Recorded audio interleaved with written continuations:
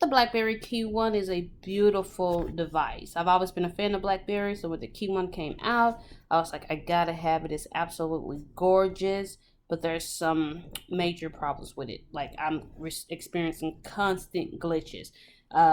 Where I switched over from my iPhone to this, my iPhone would mess up maybe once. I would say maybe once a week, but this is excessive at least 10 times a day. It glitches. Something doesn't respond to touch or some type of glitch. I'm not even on the camera. I don't know why the camera just started up when I just tapped it. Should have just been the home screen. So that was a glitch right there. I just have to, I reached out to the company, and every time the fix is, oh, you have to factory reset it or something with the apps, but it just can't be, since the apps work on my other devices, even my old Samsung Galaxy, iPhone, iPads, but just not on this Keyone, the Android apps. And I don't understand why this phone would be so expensive and not function. It's what you would expect from a basic phone in that $500 price range. And I've only had the phone about, I would say a little more than a month, and it's major glitches. And it has led me to do this video, which I've never done a video like this before, but I have to warn other buyers about my experience. The whole time you're on a call, you see the circle with the dash on it. It is automatic do not disturb, no matter what. So if you're on the phone and you get an emergency call, you get a business call, you won't receive it because it's automatically in their system to do not disturb whenever you're on a call. And most people have this phone for business. So if you're on a business call, I guess they just want you to 100% focus because you won't be able to get that call. And my biggest problem is that the fact that you won't be able to get an emergency call. Anything could be happening. But this automatic do not disturb, which is a terrible idea, really makes that impossible.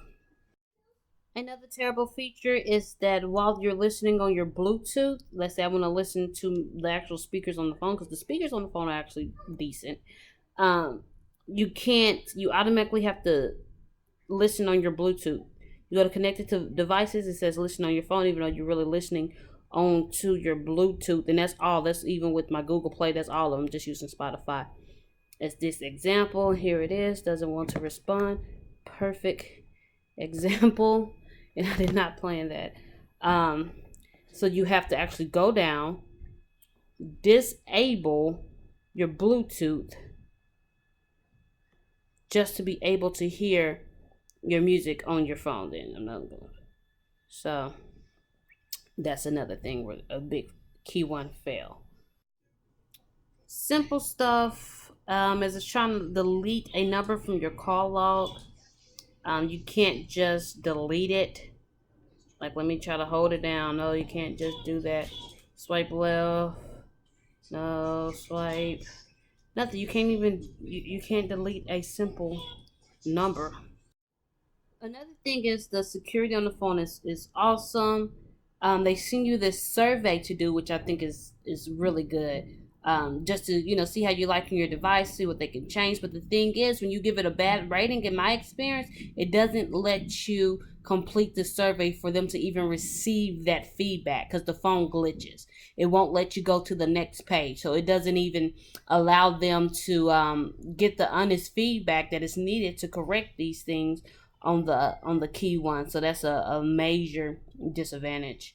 As you can see, everything is up to date with the device, and every time you can go on Google or whatever your search engine preference and just look at the device issues, and they always refer you back to the app. Oh, it's your app messing up. But these apps work on other devices, even my old Galaxy, Samsung Galaxy, the old one, and the apps work on that one. So it's not just the apps, it's the Keyone. And I've reached out to them. I'm like, hey, this phone is glitching. And it's like, oh, we need to do a factory reset. But I just purchased the phone, so I would assume that it started from a clean slate. So the fact is, oh, we need to do an update. I mean, not an update, a complete factory reset so you can reconnect to all your apps originally. But it's not just the apps, it's the actual software that's on the phone. So another Keyone fail.